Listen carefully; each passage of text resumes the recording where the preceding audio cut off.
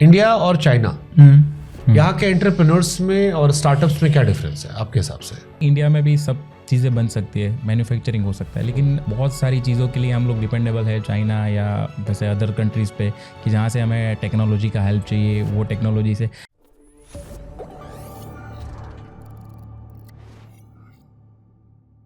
India और China, क्योंकि population wise दोनों बड़ी कंट्रीज हैं, यहाँ के एंटरप्रेन्योर्स में और स्टार्टअप्स में क्या डिफरेंस है आपके हिसाब से? देखिए अभी आपके फील्ड में भी आप बता रहे थे कि चाइनीज कंपनियां भी हैं जी। आज के दिन में क्या है ना, मेरे को ये लगता है कि इंडिया में भी सब चीज़ें बन सकती है, मैन्युफैक्चरिंग हो सकता है, लेकिन बहुत सारी चीज़ों के लिए हम लोग डिपेंडेबल है चाइना या वैसे अदर कंट्रीज़ पे, कि जहाँ से हमें टेक्नोलॉजी का हेल्प चाहिए वो टेक्नोलॉजी से। क्या ना, हम लोग अगर मानो जैसे अगर मैं मॉड्यूल की सोलर पैनल्स की बात करूँ तो शायद जब 2017 में चालू किया तब हमको सबको ये लगता था कि सोलर मॉड्यूल बनाना भी यहाँ पे मुश्किल है, मतलब इतने स्किल मैन पावर नहीं है, इतना टैलेंट नहीं है इंडिया के अंदर।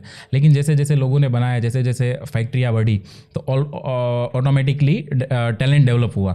उसके बाद फिर कोविड आया। उसके पहले क्या था ना, कोविड के पहले आप कोई भी इक्विपमेंट बाहर से लाओगे, चाइना से लाओगे तो चाइनीज़ इंजीनियर ही आएगा, वही इंस्टॉल करेगा, उसके बाद ही आपका इक्विपमेंट चलेगा।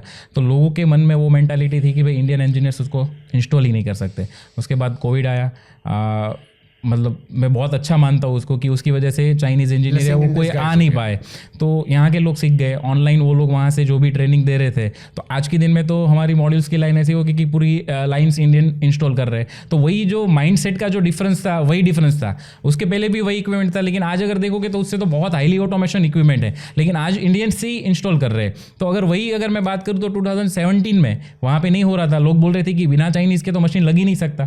तो एक जो ये माइंडसेट का डिफरेंस है वो हमें चेंज करना होगा अगर हमें चाइना को कम्पीट करना है। तो एनर्जी में सोलर अभी कहाँ पर है? एनर्जी में सोलर रिन्यूएबल की अगर पहले हम बात करें तो इंडिया में आज दिन तक करीबन 250 गीगावाट सोलर और विंड इंस्टॉल हुआ है, जिसमें से ऑलमोस्ट हम कह सकते हैं कि 50% जितना सोलर इंस्टॉल है। और 2030 तक गवर्नमेंट ने जो टारगेट लेके रखा है वो करीबन 500 गीगावाट रिन्यूएबल का उन्होंने टारगेट लेके रखा है। मैंने भाई का एक इंटरव्यू देखा जिसमें था कि पैसे से आप कुछ भी खरीद सकते हो, लेकिन आत्मा की शांति सपने पूरे करके मिलती है। जी, तो उसका जवाब भाई देंगे। आपको शांति किससे मिलती है? वो तो मेरे को अच्छा कोट लगा, मैंने कहा यार ये शार्क टैंक के प्रोमो के लिए अच्छा था। What is happiness for you? नहीं, हैप्पीनेस अगर देखें तो मतलब ऐसा कोई मतलब मेरे लिए उतना वो है नहीं। हैप्पीनेस तो आपको हर एक छोटी छोटी चीज़, मतलब आपको खुश होना है तो आप अंदर से खुश हो सकते हो। अगर मानो वो होता है ना कि मतलब जो भी आपके पास कोई लग्जरी कार है, कोई लग्जरी बंगलो है, तो वो सब टेम्पररी है। आप जब नया नया यूज़ करते हो 2-5 दिन उसके मज़े होते हैं, उसके बाद तो वो सब रेगुलर ही होता है। ये वैसी चीज़ है कि जैसे आप पॉडकास्ट कर रहे हैं, शुभंकर भाई ने अगर एक साल में 50 या 100 करोड़ रुपए कमा लिए, आप खुश होंगे 100%।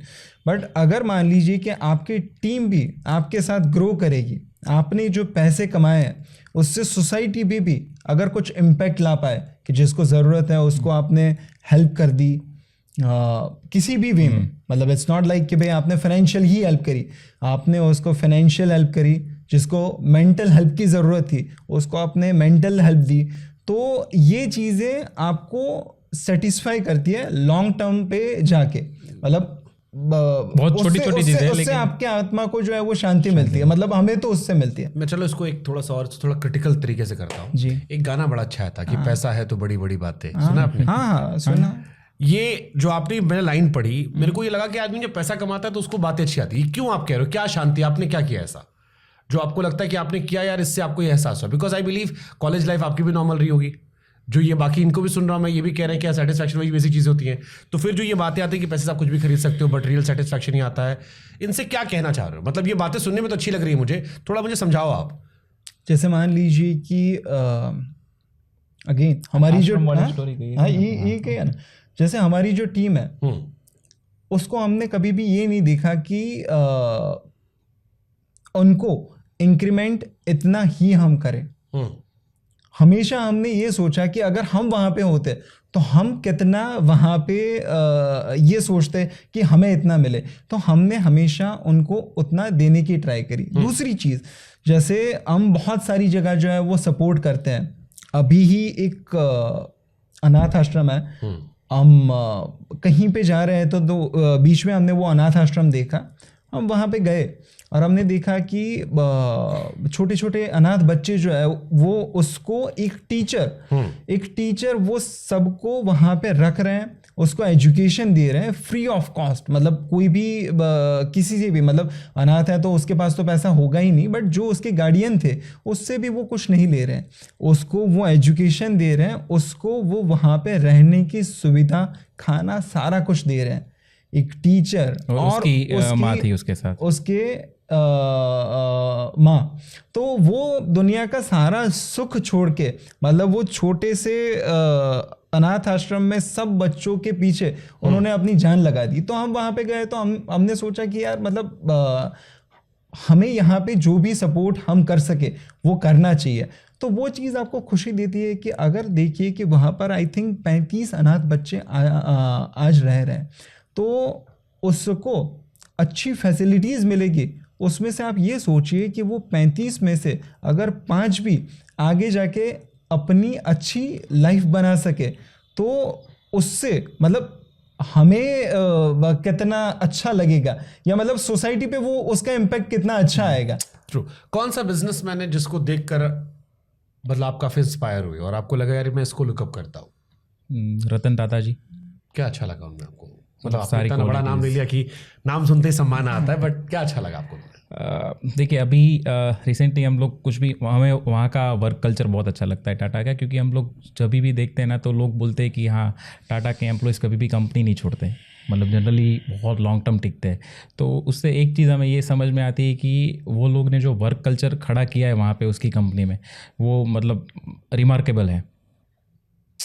आप चिराग? थोड़े से रतन टाटा को कि उनका भी एक फेमस कोट था कि भाई हमारे पास इतने हाथ हैं, तो अभी हम भी वो प्राउडली कह सकते हैं कि भाई हमारे पास 3500 हाथ है। बट उसके साथ साथ मैं स्टीव जॉब्स को भी थोड़ा सा अपना आइडियल मानता हूँ, क्योंकि पागलपन जो है ना वो भी थोड़ा सा ज़रूरी है ना, जिद्दी होना पागल जरूरी है। तो मेरे लिए रतन टाटा और स्टीव जॉब्स, वो दोनों मेरे। में क्या आपको मतलब क्यों आपने स्टीव जॉब्स का नाम लिया? पागलपन, जो चीज़ आप कर रहे हो उसके लिए आपका पैशन, और मेरे लिए मेरा काम जो है वो पैशन है। कोई अपनी कहानी सुनाना चाहोगे इस पैशन को लेके अपने इस इंडस्ट्री में जो शुरू की? हमने जब मैन्युफैक्चरिंग स्टार्ट करा था ना, तो हमने पहले 6 महीने अपनी लाइन में खुद काम करा था, 2 लोगों की सैलरी सेव करने के लिए, और बेसिक मैन्युफैक्चरिंग जो है कि लाइन पे काम कैसे होता है उसका एक्सपीरियंस लेने के लिए। कि अगर मान लीजिए कि टीम हायर कर ली, वो अच्छा बिजनेस कर लिए, टीम आपने हायर कर ली, वो काम करेंगे, कल के दिन में आप प्रोडक्शन में जाओगे आपको पता ही नहीं होगा कि इसके बेसिक्स फंडामेंटल क्या है क्या नहीं है। तो हमने सारी चीज़ें करी है ये बिजनेस में। हमने पैकिंग करा है, हमने डिस्पैच करा है, हमने लोडिंग करा है, हमने अनलोडिंग करा है। इनफैक्ट एक स्टोरी मैं आपको बताना चाहूँगा। जब हमने हमारा मैन्युफैक्चरिंग शुरू करा तो हमने हमारी पहली गाड़ी जो है वो रात के 4 बजे हमने खुद पैक करके डिस्पैच करी थी, और वो मॉड्यूल्स भी हमने खुद क्लीन किए थे। क्योंकि उसमें मॉड्यूल्स मैन्युफैक्चरिंग में एक प्रोसेस आता है, लास्ट में आपको मॉड्यूल्स क्लीन करना पड़ता है, तो ऑलमोस्ट क्लीनिंग भी हमने किया था। एक्चुअली हम लोग इनफैक्ट मॉर्निंग में हम लोग एक दिन ये जाता था, एक दिन में जाता था। सुबह 5 बजे जाते थे, और तब ना एक मैनुअल का उतना ऑटोमेशन नहीं था उस वक्त पे। मतलब जैसे आप बोले ना नेपो किट, तो वही स्टोरी मैं आपको अभी बताता हूँ कि जैसे हमने जब तो बाप से कितना लिया वो भी बताते हैं आपको। बट फिर भी काफ़ी लोगों का सोचना यही है कि यार ये इतना इन्वेस्ट करे इसीलिए आज के दिन में इतना आगे पहुंच पाए। अदरवाइज मान लीजिए कि हमें भी उतना इन्वेस्ट करने को मिल जाता तो हम भी ऐसी कंपनी तो बना देते हैं। तो इनिशियली छोटा सा एक मैन्युफैक्चरिंग सेटअप लगाया था। फिर हम लोग क्या करते थे ना, एक दिन ये जल्दी जाता था 5 साढ़े 5 बजे, एक दिन मैं जल्दी जाता था, क्योंकि फिर रात को भी लेट होता था इनिशियली, मतलब जब भी चालू किया था तो रात को 12-1 बजे, क्योंकि हमको कोई एक्सपीरियंस नहीं था ना, तो हमारे पास मतलब इनिशियल डे में उतना अच्छा टीम भी नहीं था कि बाहर से कोई हायर कर ले, और ना उस वक्त पे इतने प्रोफेशनल लोग भी नहीं थे इंडस्ट्री में, क्योंकि इंडस्ट्री भी सबके लिए नया था। और हम जिस बैकग्राउंड से आते, अगर हमें कोई हेल्प चाहिए तो हमें शायद कोई टेक्सटाइल में होगा, कोई डायमंड में होगा, क्योंकि सूरत में 2 ही बिजनेस सबसे ज़्यादा चलते हैं, टेक्सटाइल और डायमंड। तो अगर उसमें हमें कोई हेल्प चाहिए तो हमारे फादर हमको कोई हेल्प करा सकते हैं कि हाँ भाई ये इनसे सीख लो, आप उससे मिल लो, वहाँ से हाँ बैठ जाओ, कुछ कांटेक्ट कर लो। लेकिन सोलर तो हमारे लिए पूरा नया था, ना ही हमारे मतलब कम्युनिटी या वहाँ पे कोई उसमें सोलर बिजनेस में था।